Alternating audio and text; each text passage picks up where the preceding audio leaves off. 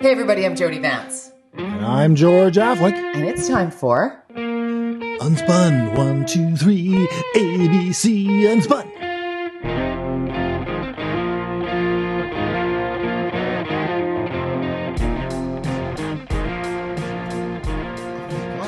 For the first time in 123 episodes, I have no idea what you're talking about. It's our 123rd episode. 1, 2, 3. Oh! So apparently I do know. 123 episodes, dude. Wait. Amanda said to me yesterday, she said, so what? Is it like a year and a half you guys been doing this? I was like, no, it's like 2.5 years. What? Really? Yeah, tell Amanda it's been over a year since I've seen her beautiful face in person. Right. That's a problem. I miss sitting with you guys and kibitzing and enjoying it all. But maybe we're one step closer. I mean, she's been vaccinated, right? AstraZeneca. I'm double Pfizer girl. So we're all, you know what? I got goosebumps. We're one step closer to being in the same room together. Did you hear the latest before we get to that, actually, congratulations on how great you're doing filling in for Mike Smith. I'm so proud of you. Oh, thanks, boss. I am. Oh, well, I love it. You taught me everything I need to know.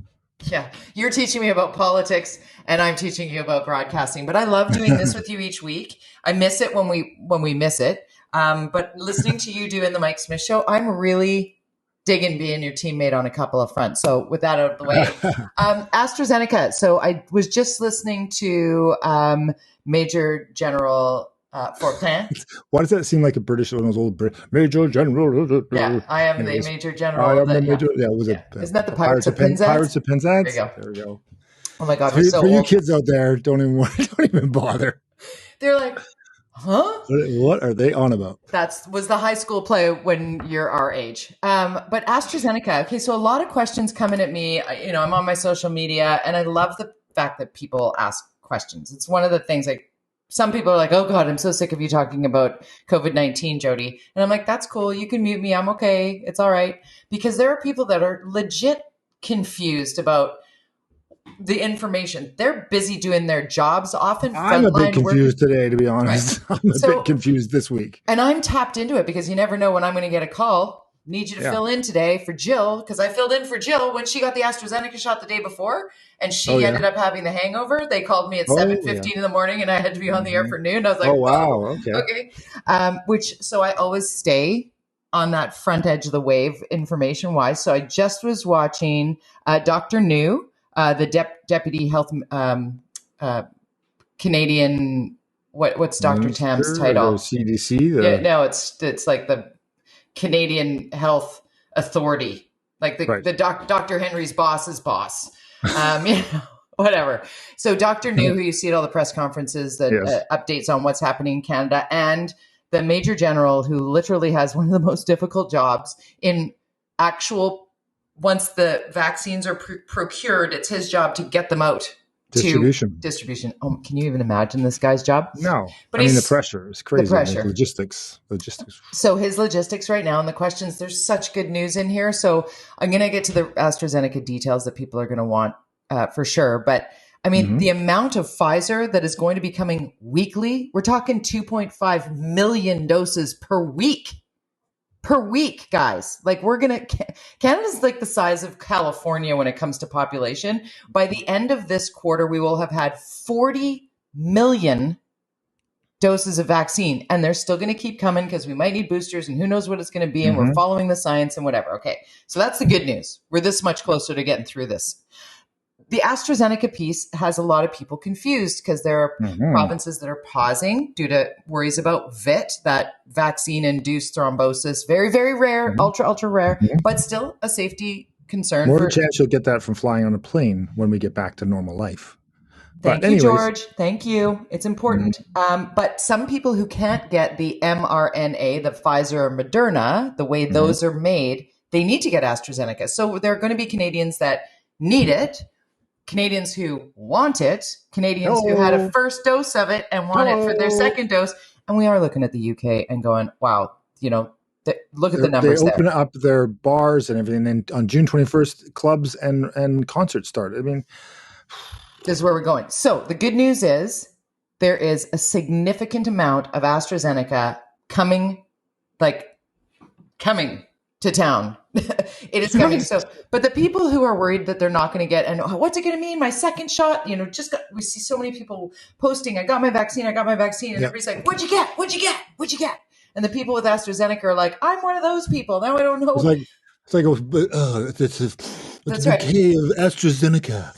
I smell hints of Moderna. Hint of Moderna on your breath. Oh my God. On your arm. So also on the AstraZeneca front, there is a study happening right now in the UK that Dr. New was speaking about that we are very much watching. Our scientists are very much watching to see if mix and matching might actually give you, George-affleck, greater immunity if you were to have a Pfizer, Moderna, an mRNA vaccine to add to the Oxford AstraZeneca protection, because it sparks different things in your immune reaction.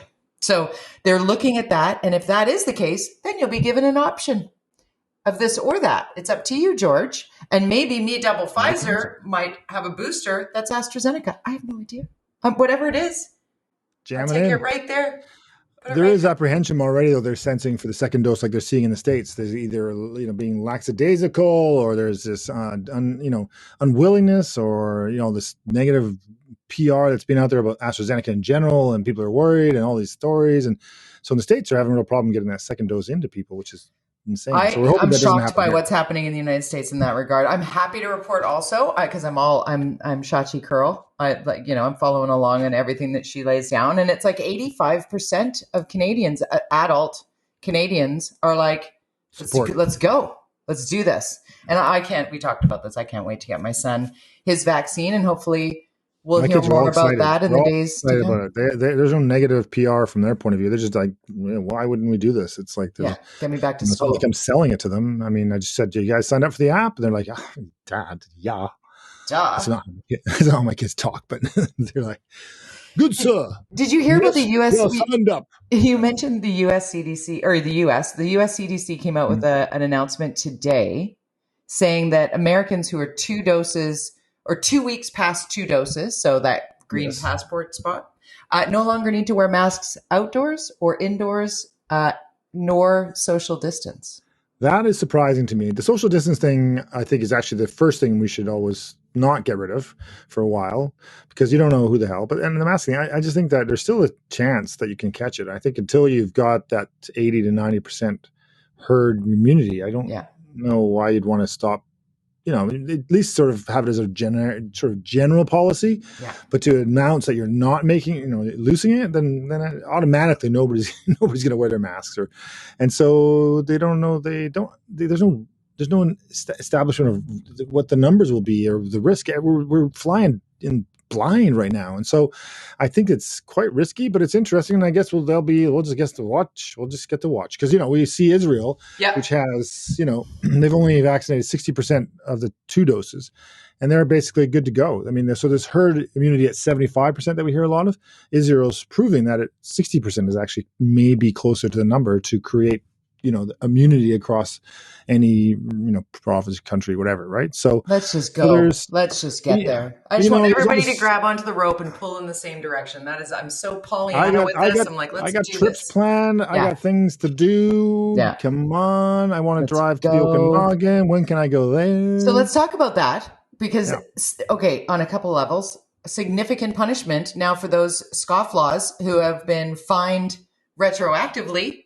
You're going to have a problem getting your driver's license renewed if you don't pay your fine. Like this is today. Yeah, I know, but it's I don't know. It's because you don't get your driver's license if you have other tickets either. So, but you do renew your car insurance, and you cannot register your vehicle. That's yearly. That's true. That is true. Good point. And the question is, how will they? You did it. You showed me. You're easy pickings, man. You've been on the radio for 3 hours. I know how your brain feels right now. I got straight from story meeting to this. But I think that the thing is that what's interesting. Okay, so this driving thing, this travel thing. But then today they also announced that they gave a person a ticket on the Malahat for being out of his zone. So he was in the Lower Mainland. He was got speeding on the Malahat, and then they said, "Why are you here?" And he didn't have a good reason. So they gave him a ticket for being outside the zone. And that is something that we were told wouldn't happen. There Right. wouldn't be random ticketing. Yeah. There would be the roadblocks. And so this goes against what the province declared. Whether there's a legal challenge there, I would imagine there might be, because if it depends how embedded it is in the policies, in the laws. But this emergency act, you pretty much can do anything. Yeah. It just worries me that it goes against what they said they would do, even though this guy shouldn't have been doing that. If you're going to start doing random things like that, then we need to know. I think it's appropriate. Yeah, don't move the goalposts. Now is not the time to move the goalposts. We're already feeling like we're not. And anger and all that stuff starts brewing up, and you don't want that. We're on the right track. So I'll be interested to see if the police. I think they'll reverse that one. I think it's just too much PR damage on that one. And I'm somewhere in the middle. I know that's going to shock you. Because, they didn't pull this person over because he was driving an RV. They didn't pull this person over because he was pulling his boat behind his car or truck. White Ram truck, because it always seems to be a white Ram truck, or is that just my imagination? It was because he was speeding. So I think there's room for, if you get caught because of whatever other reason. It's your rights when you're asked questions by the police. I understand where you're coming from. Had he been pulled over because he had a broken tail light, and then they checked his ID, and then that was that to me would feel goalpost moved significantly. But the license and registrations, you were going up $120 in a 90 zone. You're breaking the law already, so you're getting a ticket. Yeah, for sure for that. And I would like to see that if there's a legal challenge, because you think about the questions. Okay, so they could see on his license that he was not from there. Then they ask him these questions. Yeah. Are they permitted to do that? Because in the end, was it his mistake for answering those questions? He might have been better to say, no comment, based on the rules. I'm going to visit my mom and care.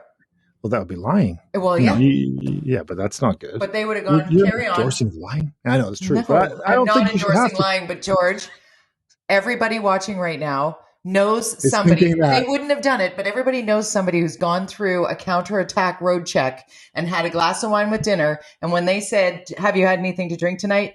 No, sir. Otherwise, you're out. Well, because if you say yes, that's okay. You're into secondary now. That's kids. Right. Out there, don't drink and drive. Don't drink and drive.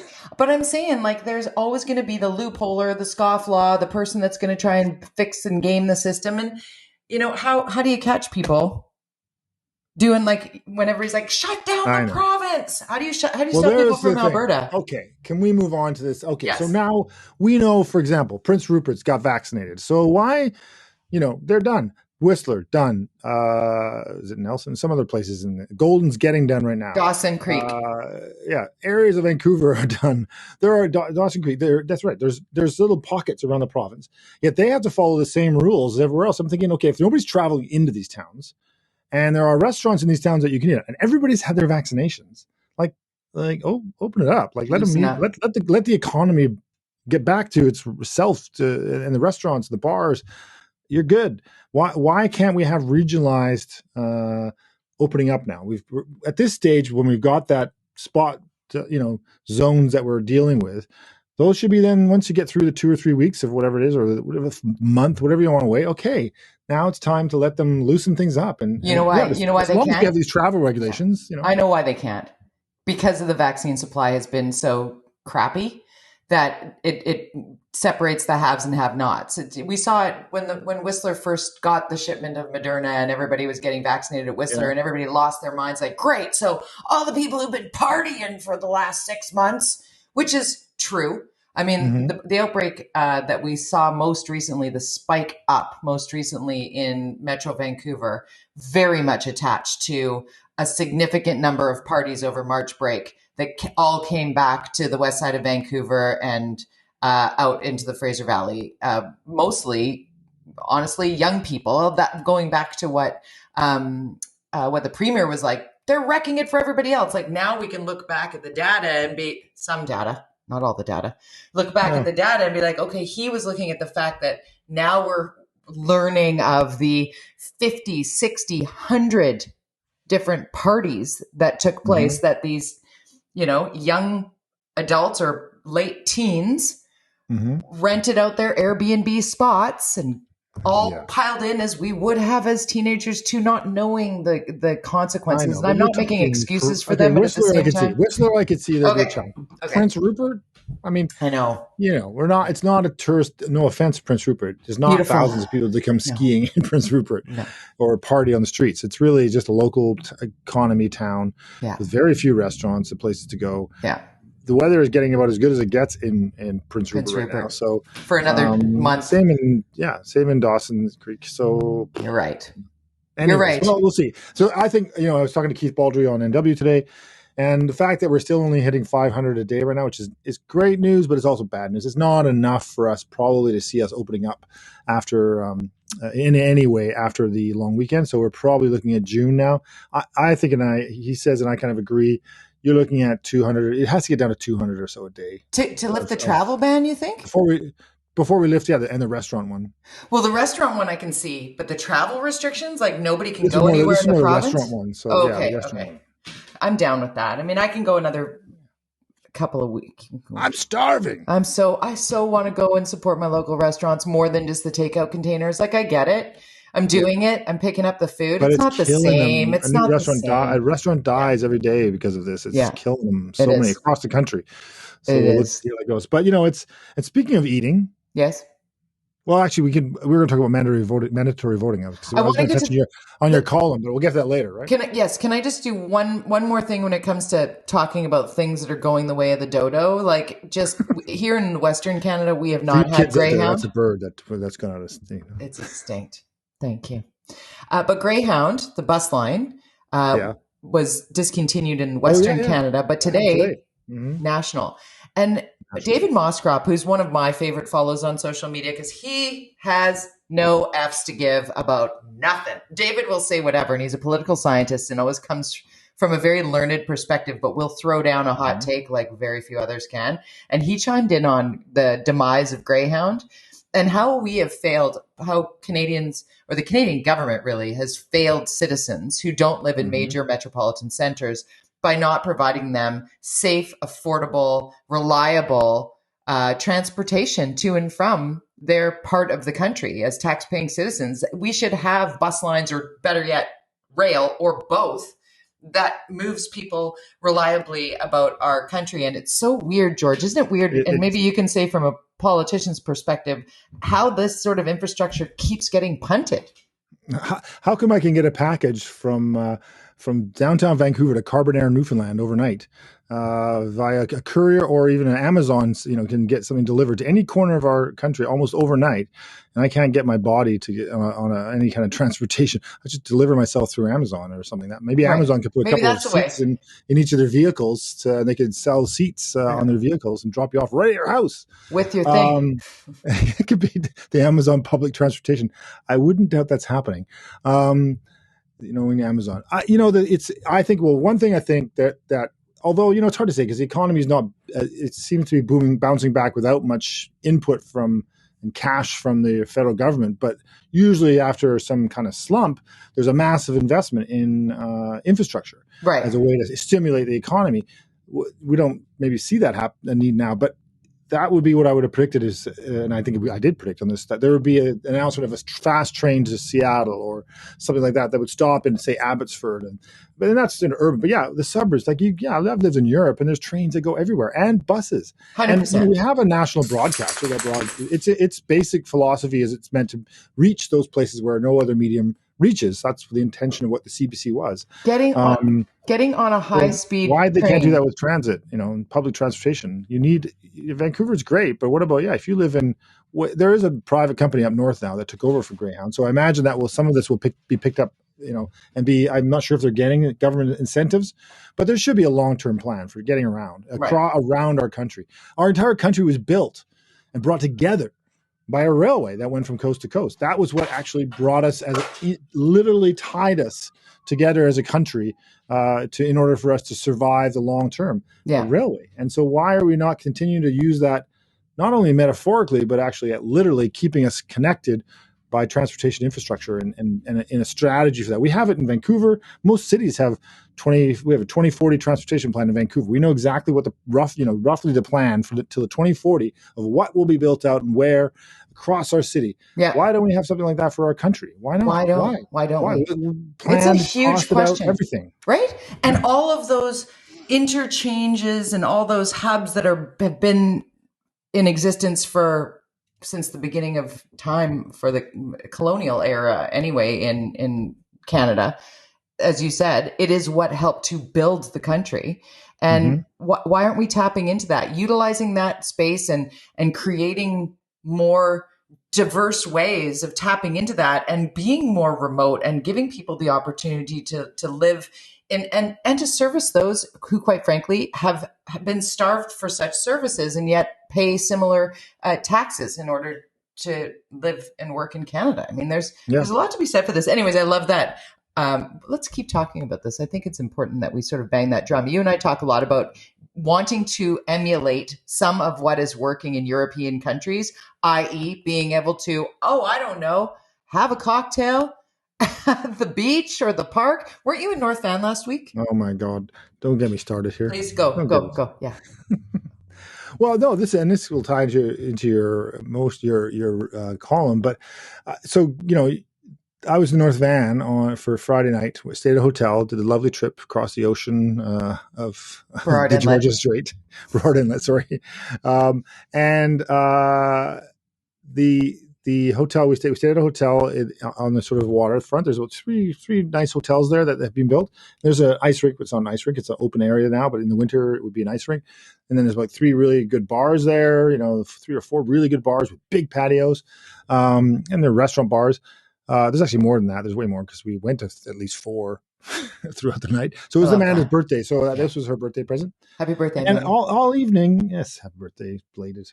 So we went there and we sat outside. Was on an extended patio for one bar. Then we went to our hotel room, and then we were just looking around. And everybody was just walking around with beers and glasses and bottles of wine. There was picnic tables sort of everywhere. There was there's a kids playground sort of past the area of the actual community area.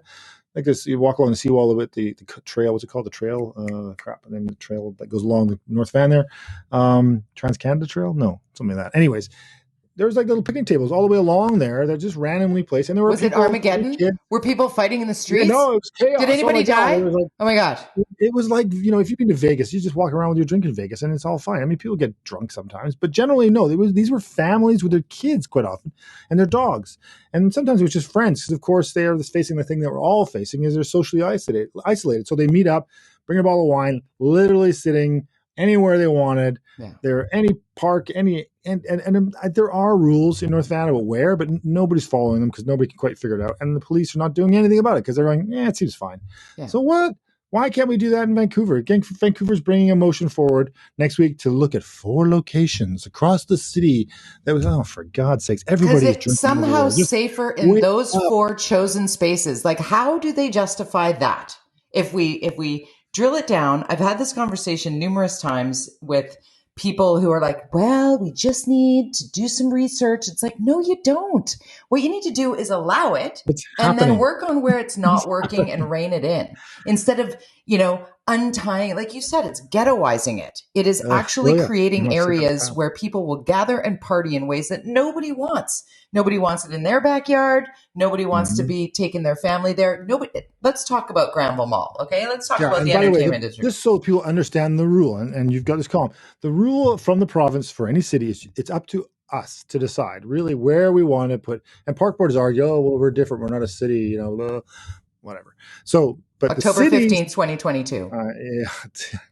The cities themselves can always decide how they want alcohol to be distributed. And so Vancouver's chosen, and unlike most of the places, POCO, they've been loosened up things. Everybody else is loose, North Van, all these other places like Delta. Chill out. Yep. Delta, Vancouver, and there are other places. It's like, so you can have a glass of Prosecco at your hair salon in Richmond, but you can't in Vancouver because Vancouver will somehow implode if that happens. I want you to read my column at the Orca.ca. You and I talked about it. It's about Granville Entertainment District. I do a little reminiscing about the formative years, my youth of going down Granville Street and how exciting it was and how cool it was. And yes, of course, there was that downtown, scariness of it, but it didn't look like a scene out of Escape from New York. So go to the orca.ca, have a read of my column. Where's Kurt Russell when you need him? I know. And you can also follow George, obviously, at George-affleck, and I'm at Jody Vance, Jody with a Y, at Jody Vance on Twitter. So give us a follow. Make sure you sign up for the Fin at the orca.ca. Let's end off on something that I loved in the conversation you had today while you were filling in for the Mike Smith Show on CKNW, talking about voting and voter turnout municipally. And one of the things that really struck me was when you were saying, like, it should be one day, every jurisdiction should vote on that day, and it should be the same rules in every place, so that it's not like, how does it work in my city? I don't know how it works in my city. I'm not going to vote. I know.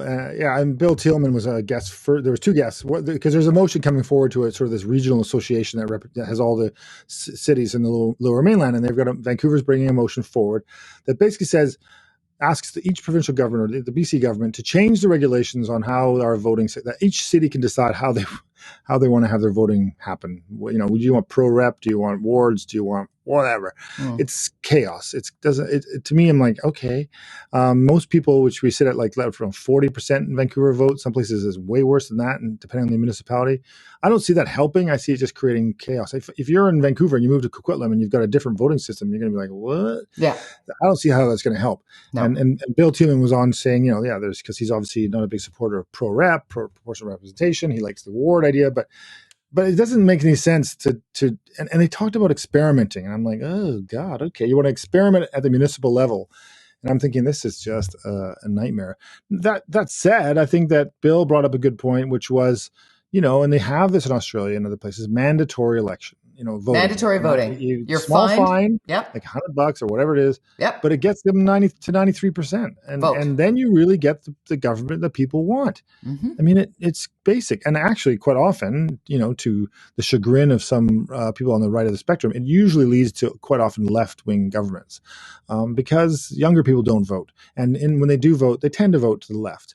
And so I think there is this apprehension by many that this would be wrong, and this kind of goes back to the latest stuff about the BC Liberals and the 6 new ridings that they're going to the BC NDP are going to probably be, and the Liberals are kind of like but if you don't resonate with voters left or in a community, you have to find things to inspire people, left or right, and I think that. We know that in a few short years ago, there were only 2 NDP that the Liberals won every seat except 2. So they've proven that they can win in ridings that are traditionally NDP and vice versa. Yeah. You just have to inspire the people to vote for you. Public trust matters. I always find challenging. I like first past the post. I think it's like I like the winner takes all. It's just I like the competition. I like it, and I think as a voter it makes sense. Like I like the idea of mandatory voting, and it really pisses me off. Mandatory voting, first past the vote, you'll get what you want. You'll get what people want. It pisses me off when and we're watching it happen in the United States right now, when there's an active mission to restrict access to voting, what we see in the United States. Going the other way, because Canada doesn't work politically the way the United States does when it comes to voting. We don't have voter fraud and voter machines and voter ID and purging rolls and all the things that we've been inundated with over the last number of years. It feels like decades. But when we do compare ourselves to Australia, when we look at the places that really do seem to work, as you say, like the majority of the citizens are heard when all of the citizens are forced to do their homework and vote.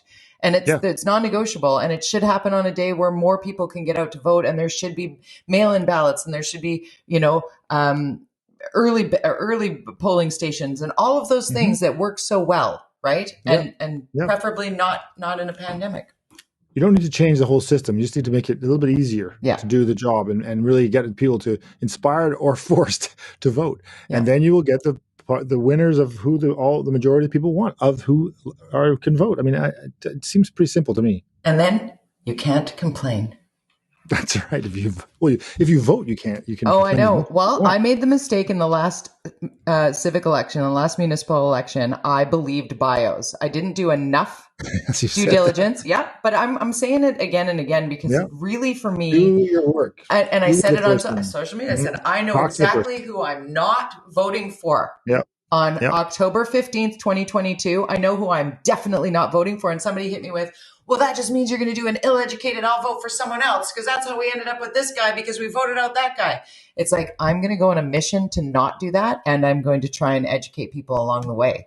I'm going to bring people with me on my little education trip. So nice. And I'm like, you vote any way you want. You vote any way you want. You just got to vote. Here's some people you should look at. Correct, All sir. of them. Yeah, we're going to do that. Oh, it's going to be a fun year and a half, George. But it's your birthday, so every time we mention it, we can mention that it is your birthday. So happy birthday, George, in 2022. I don't even want to say how old I'll be. It'll be, You get the senior discount?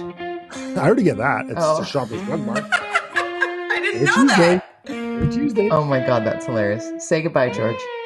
Bye.